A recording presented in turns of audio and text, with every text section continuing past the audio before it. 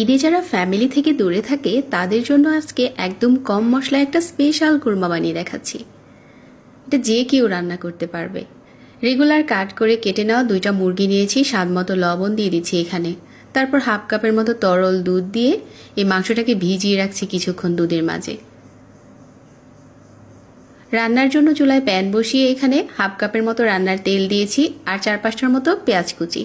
পেঁয়াজ কুচিটা তেলের সাথে একটু নেড়েচেড়ে এখানে কিছু আস্ত গরম মশলা দিয়ে দিলাম, এলাচ, দারচিনি আর কিছু গোলমরিচ আর অল্প একটু জয়াত্রিক। 1 চা চামচ করে দিয়ে দিচ্ছি আদা আর রসুন বাটা। আদা রসুনটা একটু সময় নিয়ে তেলের সাথে ভাজতে হবে যাতে কাঁচা গন্ধটা চলে যায়। আদা রসুনের যখন কাঁচা গন্ধটা চলে গেছে, দুধে ভিজানো মুরগির মাংসগুলো দিয়ে দিলাম। এই পর্যায়ে চুলার আঁচ কমিয়ে ভালো করে ভাজতে হবে। আর উপরে দিয়ে দিচ্ছি পেঁয়াজ বেরেস্তা। ভেজে নেওয়ার পর এখানে দিয়ে দিচ্ছি 1 কাপ তরল দুধ। এখন চুলার আঁচ একদম কমিয়ে ঢাকনা দিয়ে ঢেকে রান্না করে নিতে হবে।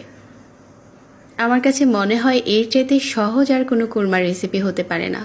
যারা এবারের ঈদে প্রিয়জনের কাছ থেকে দূরে আছেন চাইলে এই রেসিপি দেখে রান্না করে নিতে পারেন। রান্না হয়ে যাওয়ার পর উপরে অল্প একটু ঘি ছড়িয়ে দিয়ে চুলা থেকে নামিয়ে নিন। এটা সাদা পোলাওর সাথে খেতে দারুণ মজার হয়।